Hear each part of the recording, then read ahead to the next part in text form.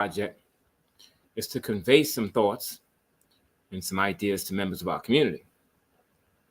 We have slated to join us today our very special guest on the first Monday of every month, Brother Agyei TYEHIMBA. I see him backstage making arrangements to get on.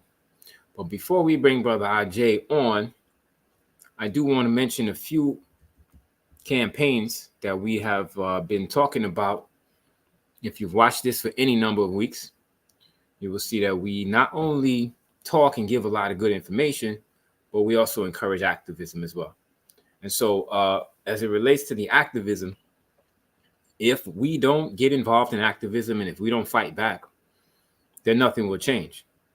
And so if we don't fight back, we're doomed. And our children are doomed.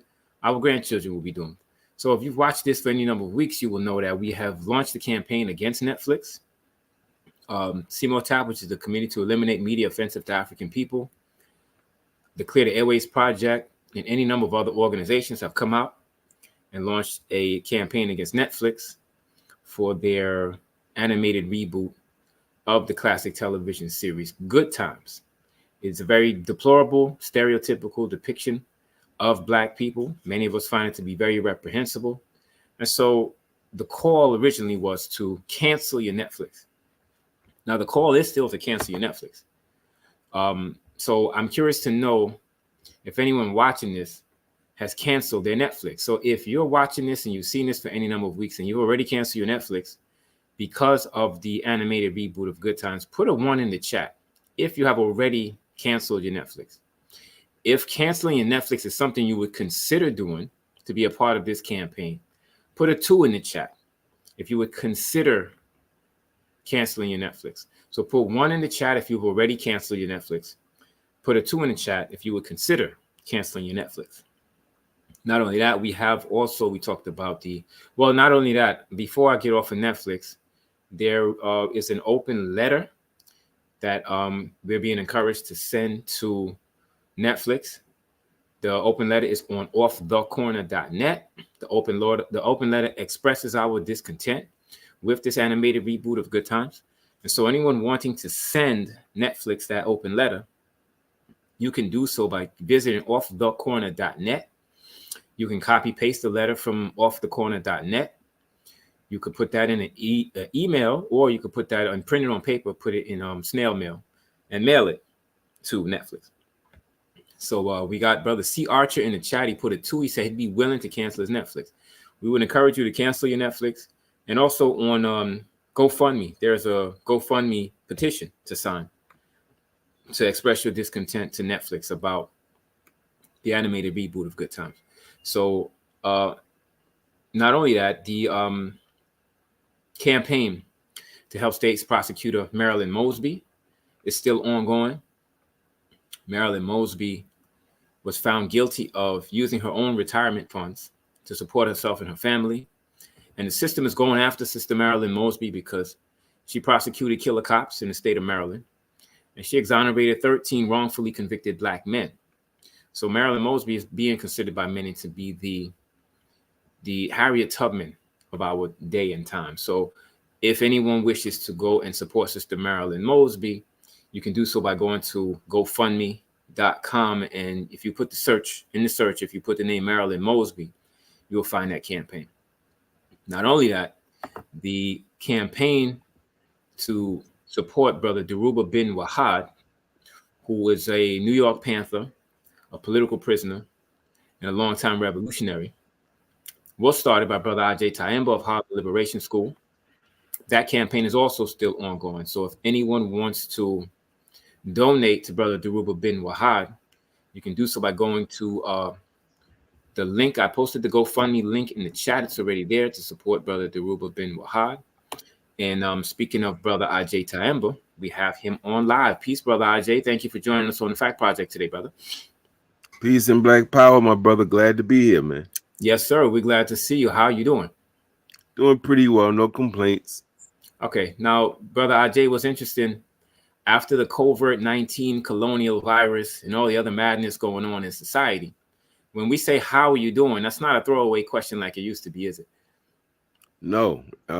In fact, in the book I'm working on, I actually say one of the things we should always do is when we're talking to people in our building or in the block, we should say, "Hey man, how are you doing?"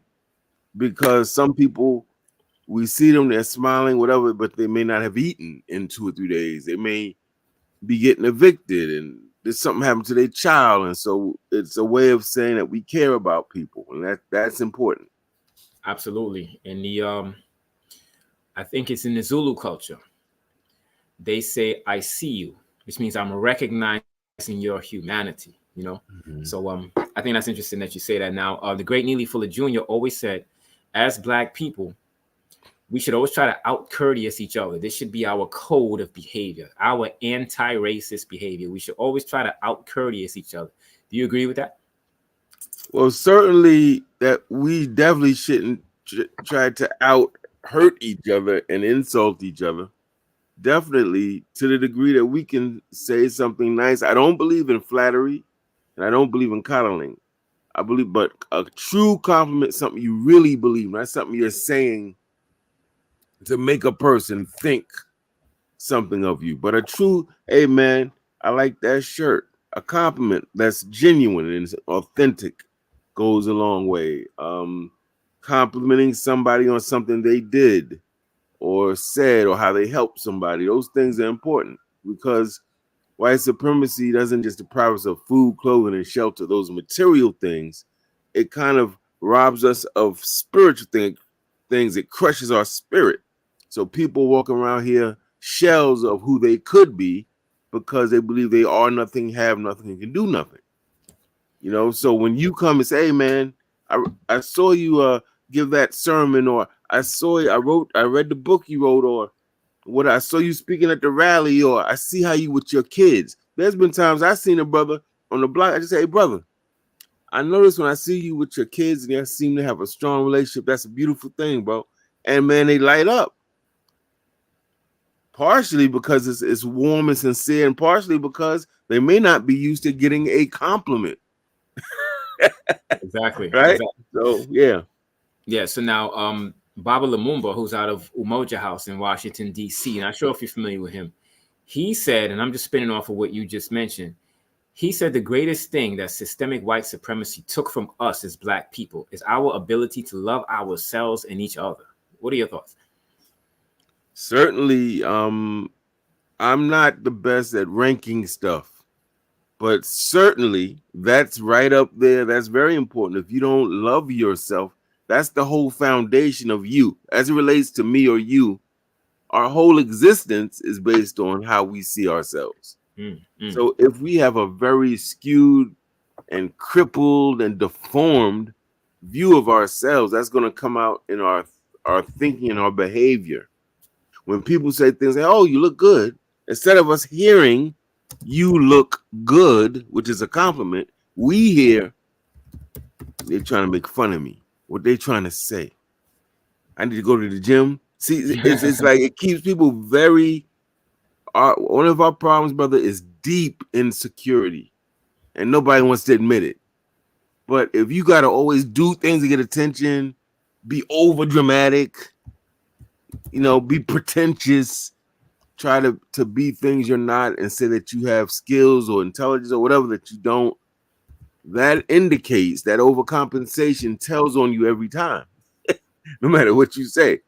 Insecure. And if any people on the planet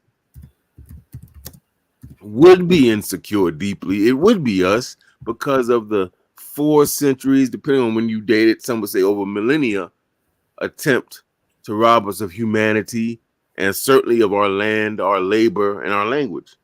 Right? So it kind of makes sense that we would be deeply insecure. So yeah, the ability to love ourselves, even just to see ourselves accurately.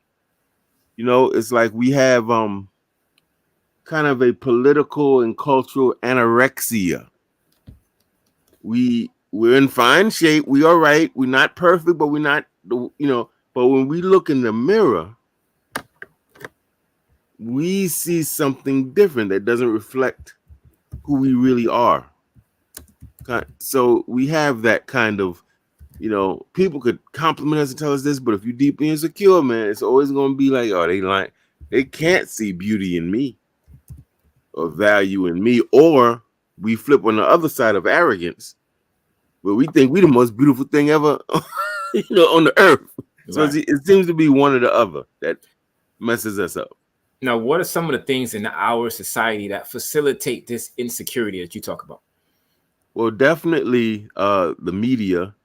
There's a brother named Marlon Riggs, documentary filmmaker, did a documentary called Ethnic Notions, which everybody should see. It's dated now because it was done in the 80s, but it's a remarkable film tracing the chronology of movies like Birth of a Nation that portrayed the Ku Klux Klan as saving the country, saviors of the country and white supremacy, and showed newly freed black people after the Reconstruction that were the cause of the downfall of America, showed us as being over-sexualized and that type of thing. So these kind of tropes, like even in cartoons, it shows Bugs Bunny in blackface singing "I'm Coming Back to Dixie, hooray, hooray." Even common language we use. I put up a clip on TikTok of me breaking down cotton picking mine. And how many people, I heard people in my neighborhood, elders, saying of their children, you must be at your cotton picking mind.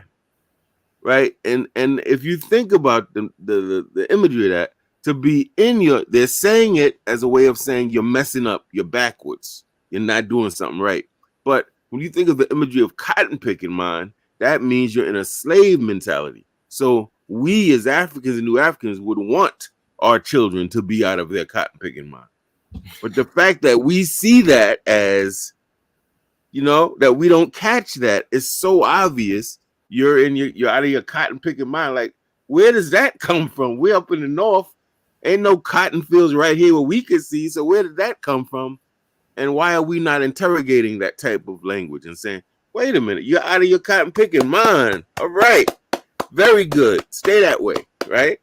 So it's that the language, it had songs like 10 Little Niggas and all of these different songs, Broadway plays, movies, books. They had postcards with an alligator with his mouth open wide, and the tongue said welcome or come in. And they have a little half-naked black girl, very, very dark, huge eyes, huge lips, climbing up a tree. And so it's this notion of violence against little kids. I mean, it happened in so many ways in the media that the three statements are: black people, you have nothing, you are nothing, and you can be nothing. And that's been replicated even till today. So I would say that the media is one of the main culprits with respect to that. And then if you go ahead, they tell you get a college education, that's going to help you economically, financially. And you go ahead and get your college education, and you realize that the average white boy with a high school diploma makes more than the average black person with a college degree. You say, whoa, that demoralizes you too. That makes you think, man, I'm not worthy, I'm not valuable, So I think it's a lot of things that work in collusion, but I really think the institution that set it up the most was media and religion. I was going to come to that, but that's a hot button topic. So go ahead. What about religion? Yeah, I'm not going to stay on that long either. I think it's obvious. I mean, you're praying, you got all these beautifully melanated people in Africa and the Caribbean in particular, and you're hitting them with the white Jesus piece and the white angels and the cherubs. And it's like, come on, man. If you're saying the Son of God looks like John Lennon with glasses and sandals on, then who am I? And that's supposed to be the highest. This is the Son of God. And I'm complete opposite of this image. What does it say without you even saying it? It means I'm not of God. Right. Clearly, so religion played a big part in that. And some of us still have not gotten over that. So you're saying the three most detrimental things to us psychologically in terms of image has been the school system, the media, and religious institutions. Is it safe to say that? I would probably agree with that. That's essentially what I'm saying. I didn't get on the schools, but absolutely. Okay. Okay. Now you said the documentary is Ethnic Notions. Is that on YouTube? Um, you should be able to see the whole thing on YouTube. If not, you'll see trailers and it'll maybe point you to where you can see it. But Okay. it's really, when I was a younger student coming up in Africana studies, that was one of the quintessential videos that students were shown so they could get the impact of this kind of mass propaganda, anti-black propaganda, and also see the first blockbuster movie was Birth of a Nation. And what was Birth of a Nation all about? We messed up letting these Negroes get in power after the Reconstruction. They messing up the country. They had black people in Congress with bare feet, their feet up on the desk, eating big chicken leg. I mean, it was ridiculous, right? So, and that was the blockbuster movie. And that movie, the president at the time, I believe Woodrow Wilson. No, not Woodrow Wilson. I can't remember. No, you said it right. Woodrow Wilson. Woodrow Wilson was bigging up this movie. Oh, this is the best thing. It's like history written in lightning. He was so fascinated. The whole country loved it, particularly whites, because it spoke to this primitive feeling of the Negroes have taken our civilization away. They're going to rape our women. They're going to have their way. They're going to bring this country down. And if you listen closely to Donald Trump, he's actually mimicking and reinvigorating some of those same tropes. He's appealing to the low-hanging fruit, the low desires, the animal nature of his white brethren and sisters. But now, isn't that what all politicians do? They use the dog whistle. So, for example, even on the side with the Democrats, we've heard black people referred to as super predators. Isn't this playing to that same emotional, racist, emotional kind of appeal? Absolutely. And the history of it for those watching is that what you just said is harkening back to the 90s.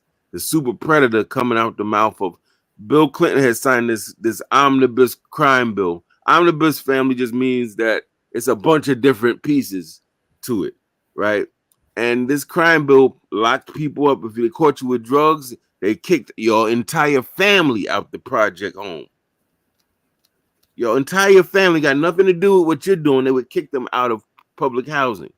They putting you to 3 strikes out. All this is coming from this 1994 omnibus crime bill. And Hillary Clinton, in going around the country getting support for the bill that her husband signed, said we need this bill because these black teens are super predators. So she really pushed that very heavily. And it goes back to an old trope.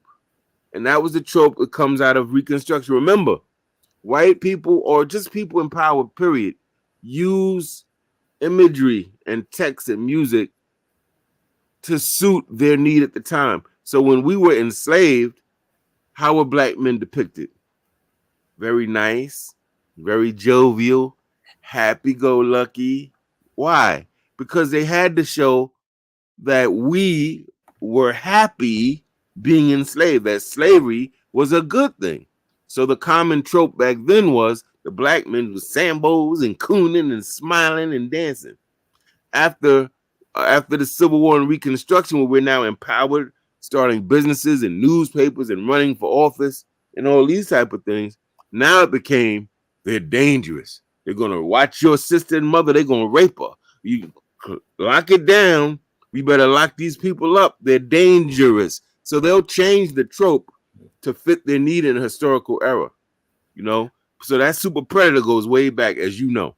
Yeah, absolutely. So I'm saying whether it's Democrat or Republican, neither one is no less racist than the other one. And you mentioned the crime bill.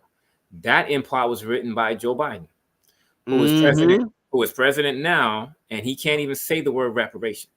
But go ahead. And black people, the thing with us, man, is we don't, let me frame this in a way that's positive.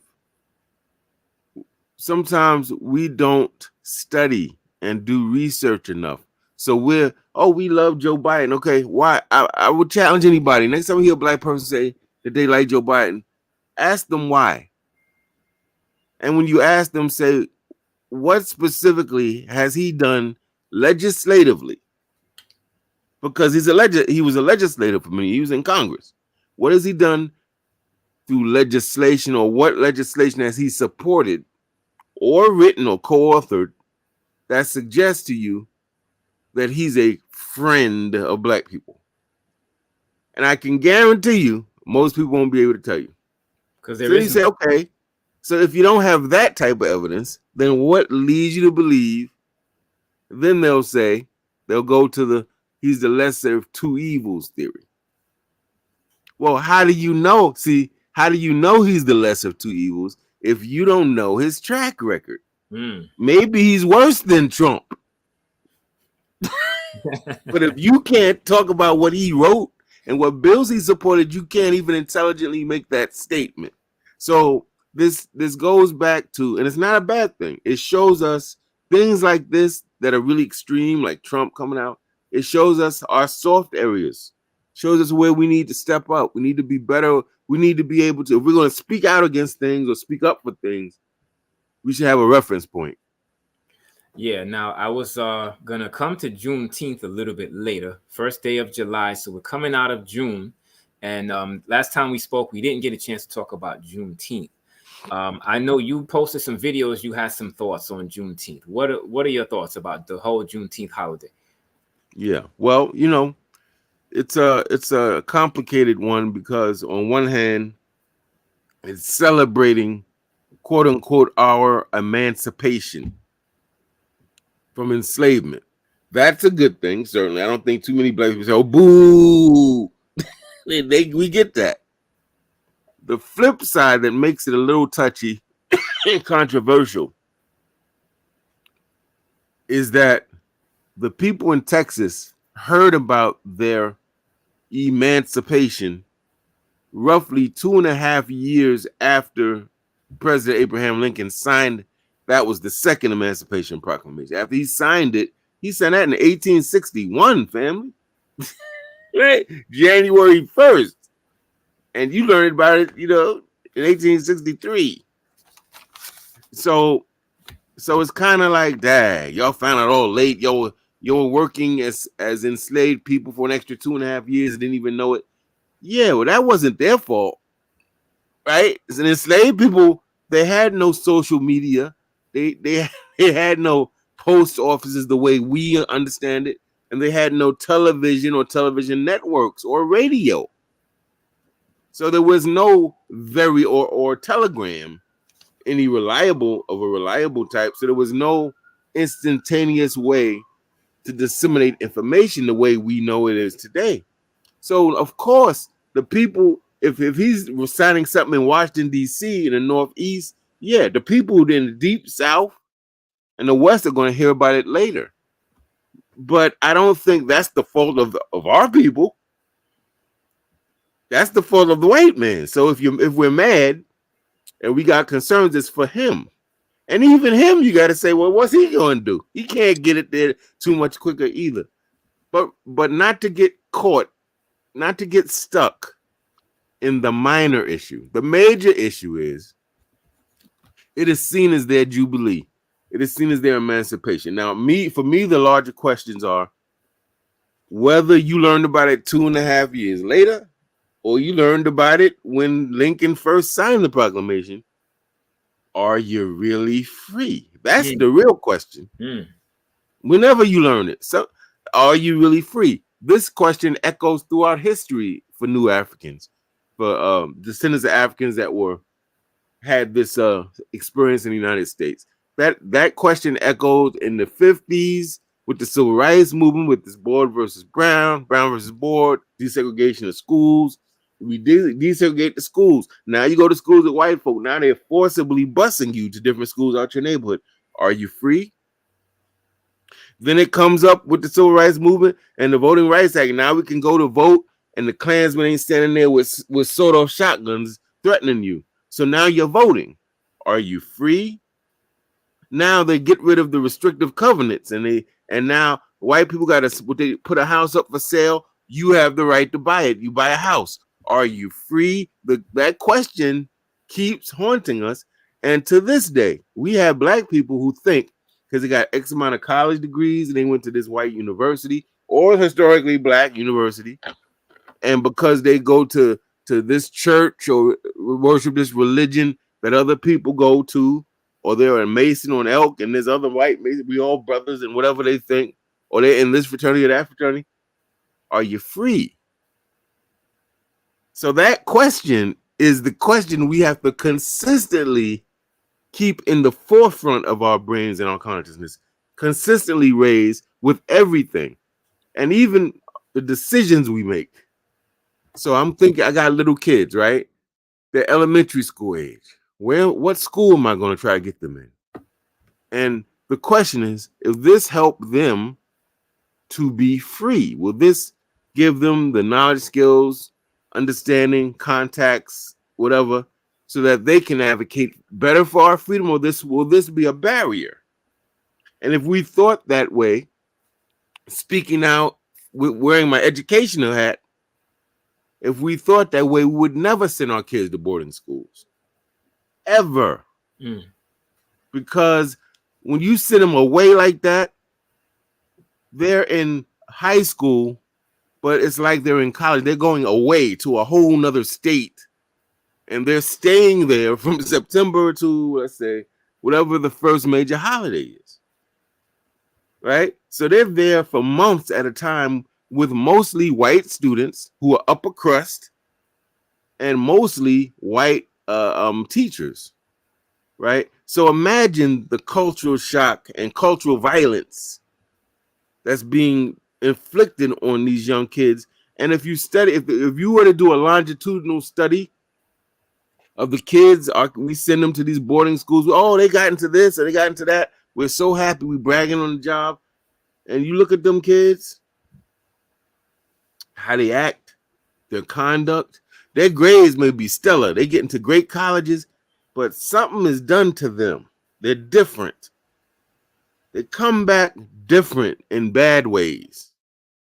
And so if people understood what I'm saying, they would know, no, the question is always, is this going to help them to be a liberator, or is this going to help them accommodate to their enslavement? That should always be a guiding question that we keep in the forefront of our minds when making many decisions. When you're getting with somebody in a relationship, you should be asking, is this somebody that's going to help me in a mission to empower and liberate ourselves, or this person going to help me to be more in debt, imprisoned, upset, disgruntled, right? That should be a dominant question for everything. I'm pregnant. Should I have the child or not? I'm going in very controversial terrain here. Should I have this child or not? One of your questions should be, are you in a position, or are you prepared to work to get yourself in a position to make sure this little human being will be empowered, will be a liberator, will have a better world, or help to build one? And if you can't say, no, I'm not committed to doing that, no, I don't think so, then maybe this is not the time for you to have it. Are you willing to forego everything, your desires and your dreams, to make sure that this little one gets what they need? No? Okay, maybe it's not time for you. Maybe in a few years. So for me, that question, brother, is the question we should really be talking about with Juneteenth. And probably it's the question we should always be talking about one way or another. You know? Yeah. Now, as it relates to June 19th, 1865, as you mentioned, enslaved African people were informed that they were now free. However, the institution of slavery continued because Kentucky and Delaware did not abolish slavery until December of 1865. This is almost 6 months after June 19th, 1865. So we celebrate Juneteenth as Emancipation Day, but all enslaved Africans were not necessarily free on that day. Now, wait, say it again. Let me build on that now. Go ahead. First of all, those watching, what brother's saying is absolutely right and exact. But let's go further. Let's bring it to right now. In 3 days, this country going to celebrate its most patriotic holiday. And we're going to be right there with them celebrating, most of us, either consciously or reluctantly. And that's called July 4th or Independence Day, Many of us think that we are free right now in 2024. And I would argue that with all the civil rights bills, voting acts, bills, Brown versus Board, all of these landmark Supreme Court cases, we're not liberated. We're free in the sense that we're not in prison. If you're not in prison and you say I'm free, in a relative sense means you're free. You have mobility. You can pretty much go where you want if you have the money or the physical ability, right? You're not restrained in cuffs and this and that. But this idea of being liberated, like you have a say in your government, your government sees you, like you said, the African proverb, we see this government don't see you. They see not, you know, the cartoons where somebody would be a cartoon character would be hungry, and they look at the other cartoon character, they look like a big steak. Sure. When they see us, they see dollar bill signs, family. Sure.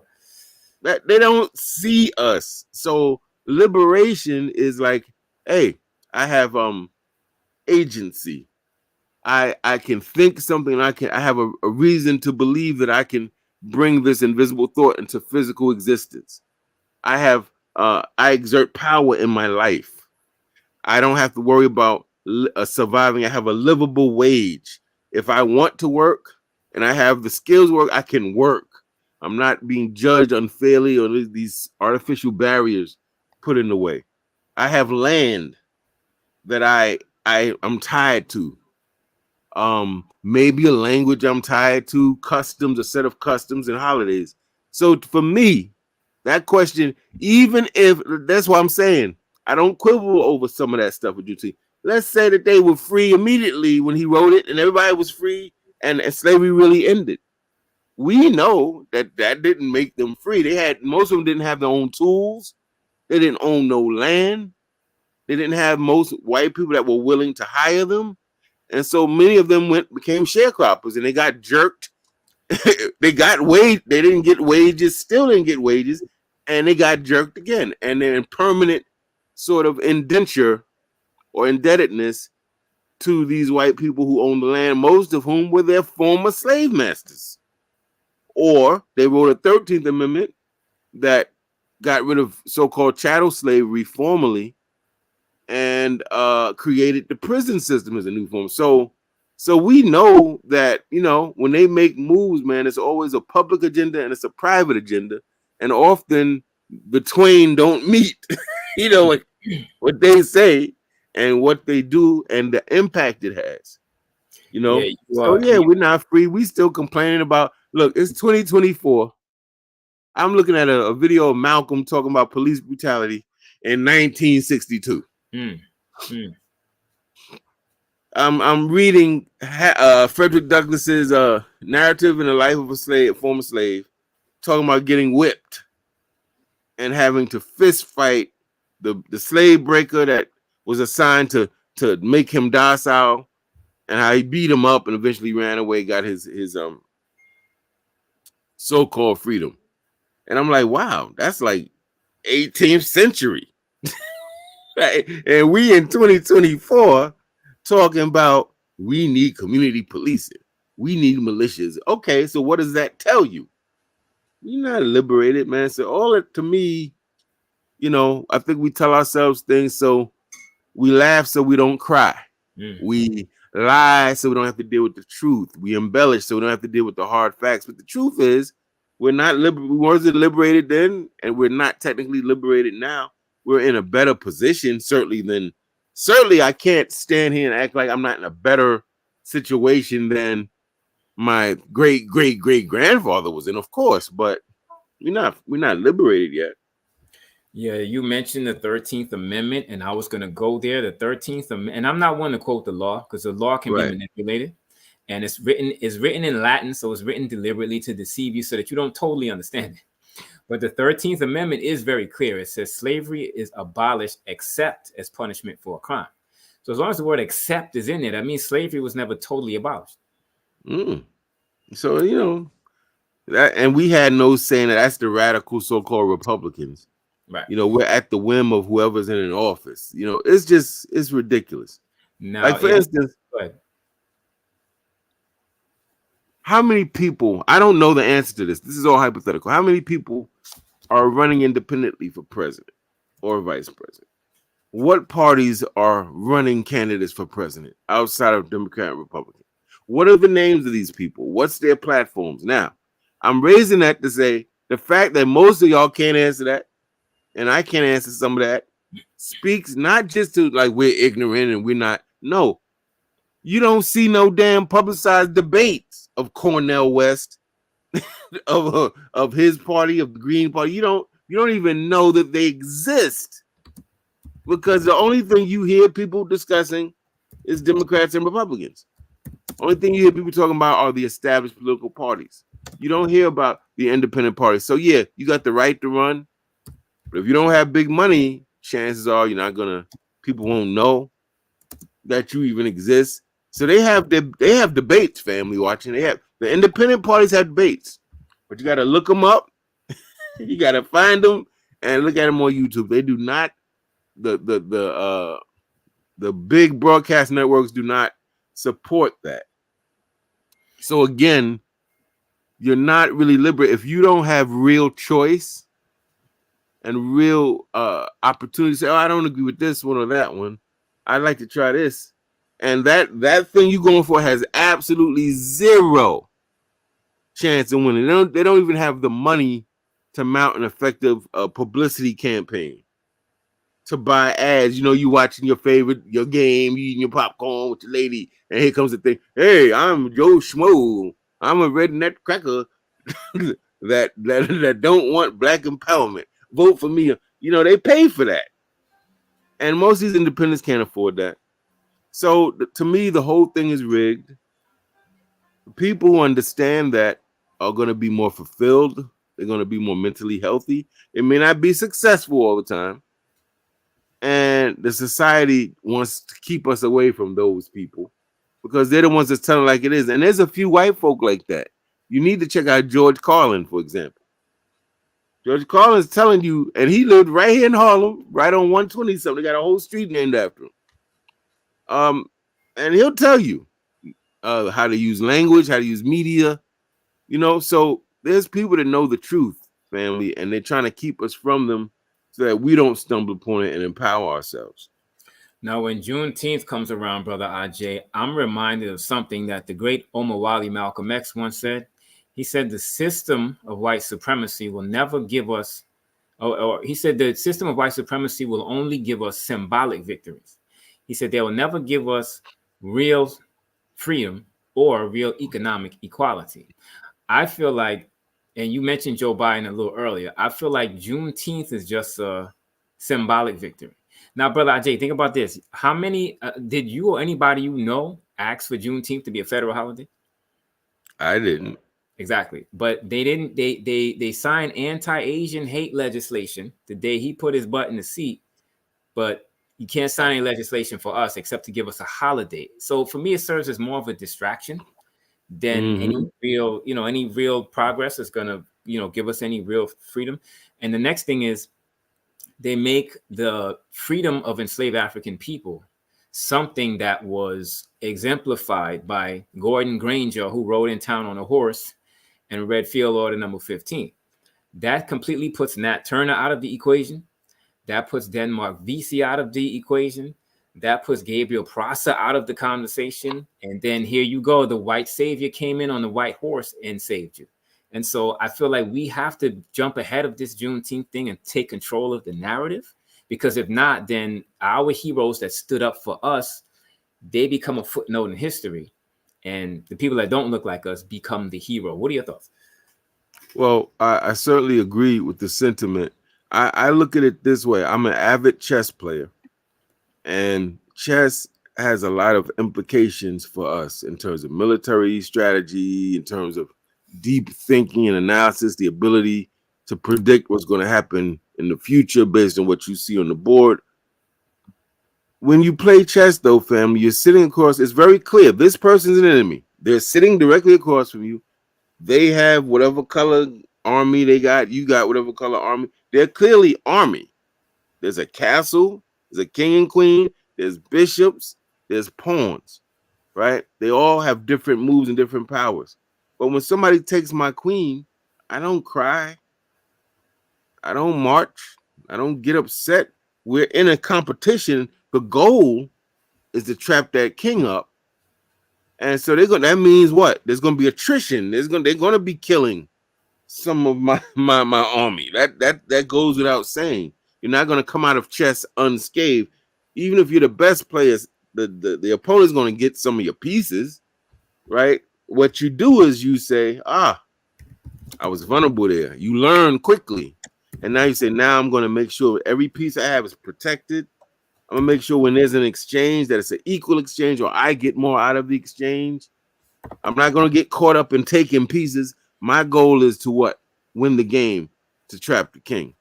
So for me, politics and all these things, I look at it, it's a game. This is gonna sound weird, but I look at these things as a game.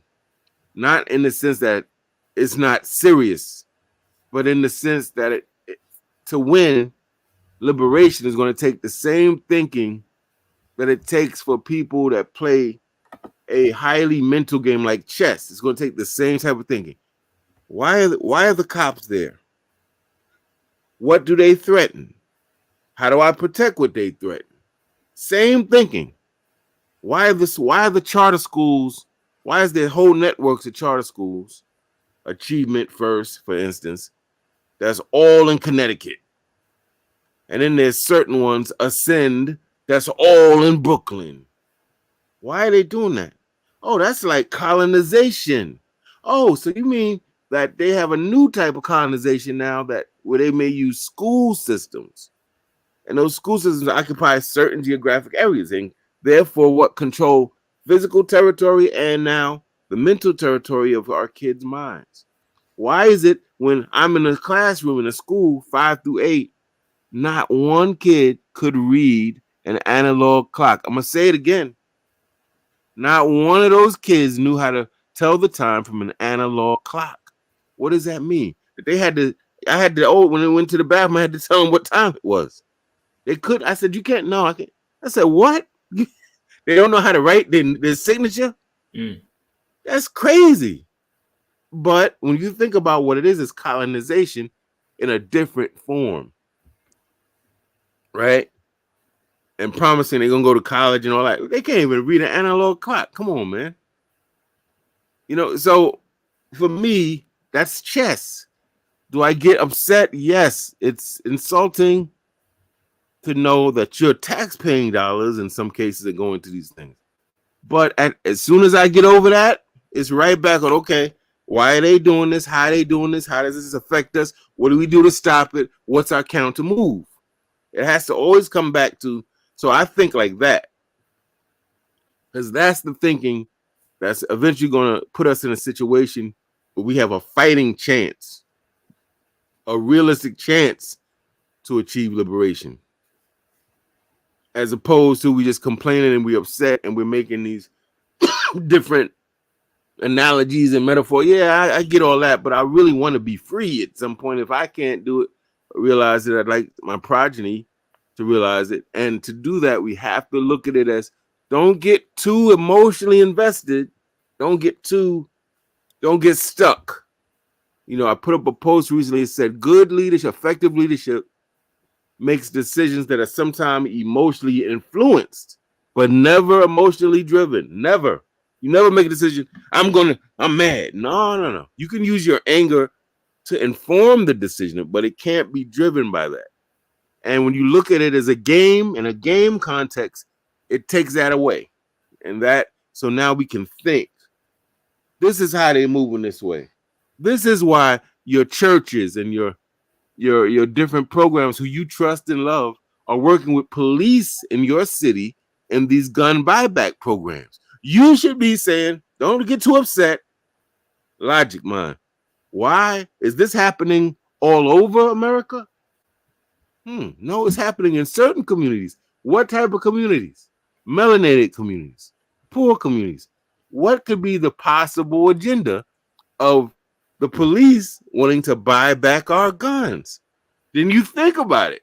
Oh, shit. They're disarming us. Boom. And the incentive, because they know we're not stupid, they're going to be like, oh, give us your guns, and we go give them. So the incentive is we're gonna give you a $250 Target card. What? We're gonna give you $50 cash, and you can bring up to 5 guns, and we won't examine it for DNA. You can now. I want y'all to think about this. You know this white man, and you know how he gets down. You think he's gonna have gun buyback programs, and there's no malicious agenda? One, he's disarming the communities all across America. Two, he probably is running checks in them guns to see if they got bodies, who turned it in, or whatever. Come on, family. So when you think like a chess player, you don't allow the emotional piece to convolute your ability to think and ask the critical questions. And look, come back. When I play chess, it ain't just I'm thinking about what he did. I respond. Boom. I respond with a move too to make him, you see? So I really think, brother, that's how we need to look at everything. Of course they're going to do these things. We should expect they do these things. When you get good at chess, you actually can start saying he's going to move that knight because you put him in a situation where that's his best move to make, right? And so that's how I tend to process everything from that. Why he did it, what's his objective, how does it threaten us, how do we respond, and how do we prevent it in the future? Because at the end, I'm trying to win. I'm not trying to keep fighting white folk my whole life. I'm trying. You understand? I'm trying to defeat them in what they're doing and create a better situation for us. That's how I see it. Now, I hope I answered your question. Now you got it. You on it. Now, you posted a video recently that said that people are abandoning the Black Liberation Movement. Are some people leaving the Black Liberation Movement? Yes. And I guess that's to be expected. It's just like you get a job, you leave it after a certain number of years. But what was startling about this, the reason I did the video is because I've been involved probably since I was 13. So we'll say I'm 56, 40-something years. And never in that time do I remember anybody coming to me being like, yo, I'm done with black people. They frustrating. They don't get it. They always fighting me and resisting. They don't do nothing. They always complain, don't do nothing. I'm out. Now, I've heard people say everything I said, minus I'm out. They complain. It's frustrating doing community organizing.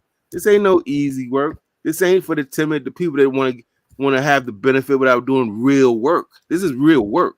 Changing people's minds, pooling monies together, working together, mediating conflicts with neighborhood people and trying to get them to drop all that so we can work together on something. That's hard work. But when people who've been doing that as long as me or longer come to me, one says it, and then 4 months later, another person says it, that causes me to go, whoa, that's crazy. And they basically said, man, I'm done. But they don't listen.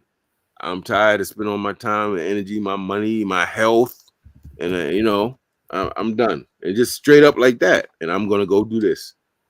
I was like, wow, these are veterans. These are people that read Amos, know all the books, and read and know all that. Been there, done that. Led organizations, was fighting in different rallies, fist fighting with police, all of that. And they like, man, I'm done. So that made me say, hey, this is something we need to look at. Why is it happening? What we can do to stop that. What does it tell us about our prospects for liberation? And what I deduced is too few people are doing too much work or doing way more. Disproportionate amounts of work. A lot of people talk, they upset, and they ain't doing nothing. At the end of the day, they're not doing nothing. They're not raising no money. They're not advocating no policy, writing no legislation. They're not in an effective, consistent way challenging anything. So they're kind of just on the sideline complaining about what the players are doing, right? But they're powerless because they're not on the field. So it showed me that's what happens when we have too few people doing this enormous amount of really difficult work. People get burned out, like teachers or any type of job where you're doing a lot of things in this one job. So people getting burned out, they're not seeing the type of a success they thought they'd see by now, you know.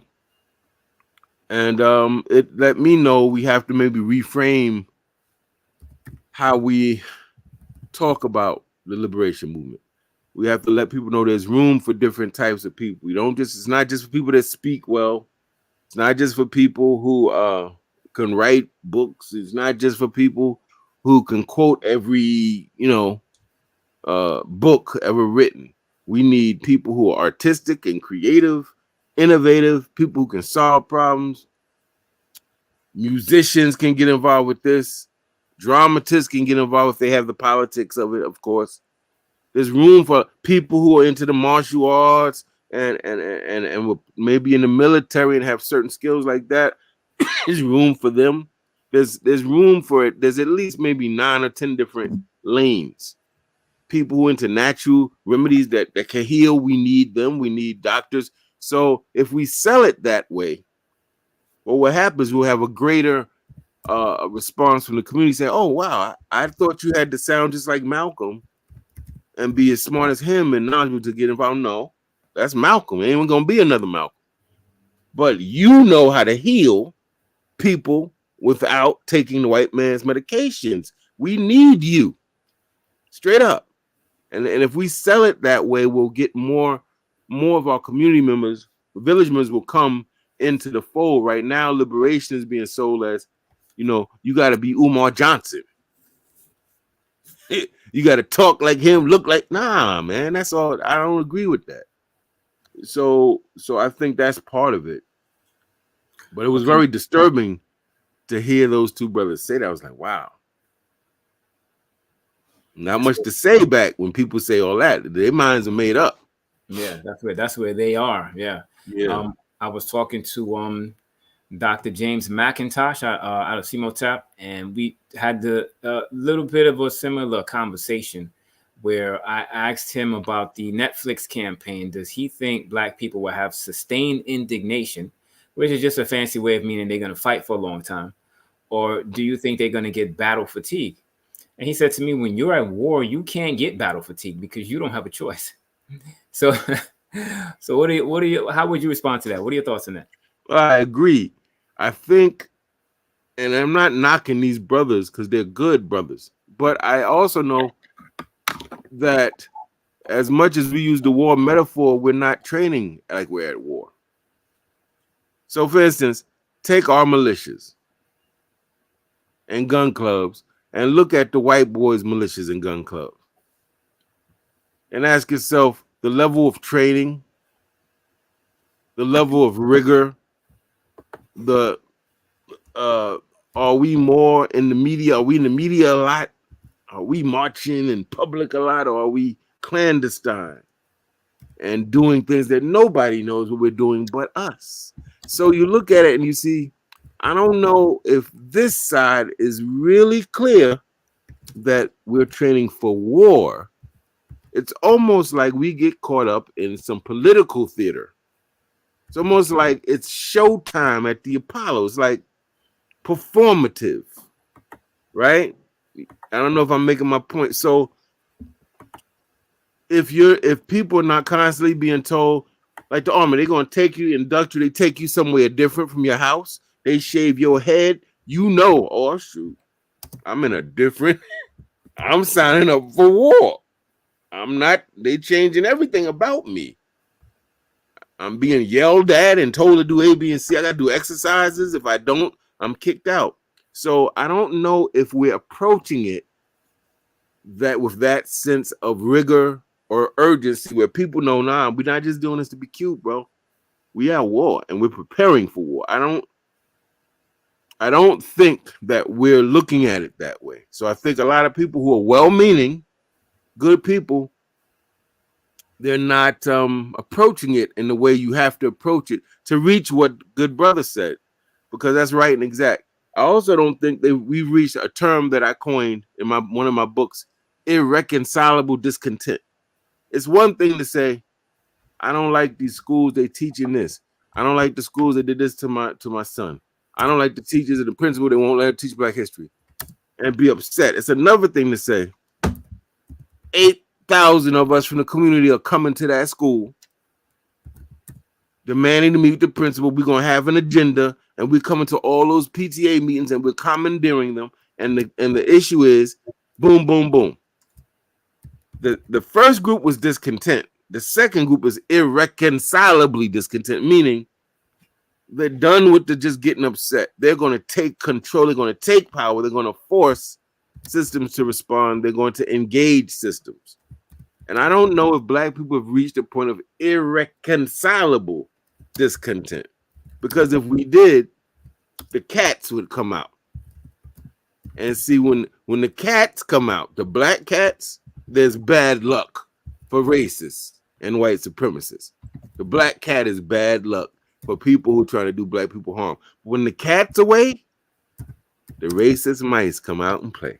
You're going to see all types of craziness going on because they feel like they can do what they want. But there's a solution to it, my brother. The solution is in our great new African philosopher, Biggie Smalls. Mm-hmm. He said, there's going to be a lot of slow singing and flower bringing if my burglar alarm starts ringing. He sets a policy and he's prepared to enforce it. Now, brother, at the end of the day, that's what it is. So all the things we complain about are going to continue unless those Black cats come back. They could be panthers, they could be jaguars, they could be leopards, but the Black cats got to come back. And that's how I started this. We got to be engaged in activism and fight back, because if we don't, nothing changes, and if we don't, we're doomed. That's right. And speaking of which, I don't just talk a good game; I actually show and prove. I dropped a donation in the GoFundMe for Brother Deruba to try to get those numbers up. I'm not just someone's going to get on here and just talk and give some information for free. Now, Brother Agyei, in the few minutes we have left, you mentioned that you have a new book coming. Yes, sir. Touch on that briefly, if you would, before we get out of here. Yeah, the new book, hopefully I should be revised. I should have the finished first draft of it by tonight. Then I got to revise it. But it's really looking at self-empowerment. It's really looking at taking the lens off of white folk and what they do and all the external issues we have for a minute and putting the focus inward. What things about us do we need to change so that we could be the best soldiers, the best teachers, the best parents, the best love interests? It goes back to what F.A.C.T.S said. It's not enough to change the system. We must change ourselves too. Right? And revolution is supposed to be about changing ourselves too as we address these very real external challenges that confront our community. And so I spent a lot of my life confronting the external pieces. I'm still in that mode, but as I get older, I'm starting to see, man, we had in the African independence movement, the people started off as freedom fighters, and then they started one newspaper, one radio station, my picture everywhere. I'm the ruler for life. We became like the white oppressors. So that's telling me something's missing in the movement.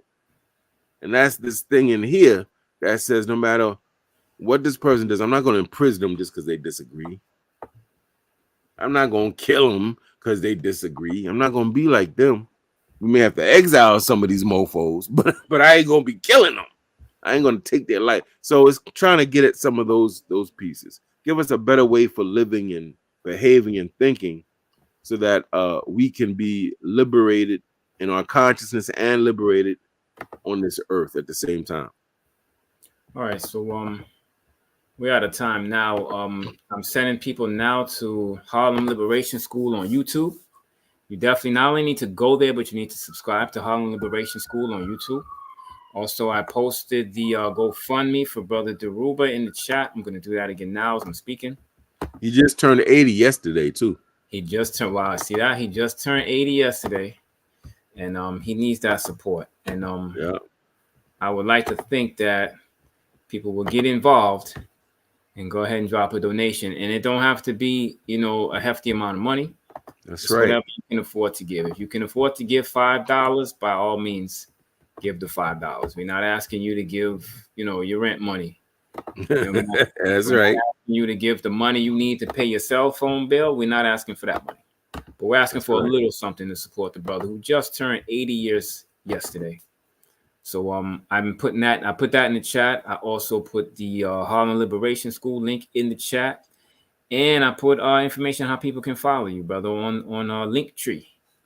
Appreciate it, man. I threw that up there. Yeah. So how soon can we expect the next video on Harlem Liberation School? Probably gonna take a break. I'll have a fireman on, a brother who reached out to us that he's being severely harassed. It's been going on for years. Other brothers, white men pulling out their genitalia at black women at a firefight. I mean, it's ugly stuff. Wow. So he's going to be talking about that, and I think that is going to happen next week. Probably next week we'll be back. Okay. So if you missed anything up to now, you can go back and catch up, and then when next week when that new video drops, you'll be on point. All right, brother Agyei, thank you for joining us again, brother. Appreciate the knowledge and the wisdom, and I appreciate you adding on, man. Thank you. Appreciate you, my brother. Thank you for having me, man. Yes, sir. And, most definitely. Yes, sir. And we'll talk to you again next month, okay? No doubt. Peace. All right, brother. Peace.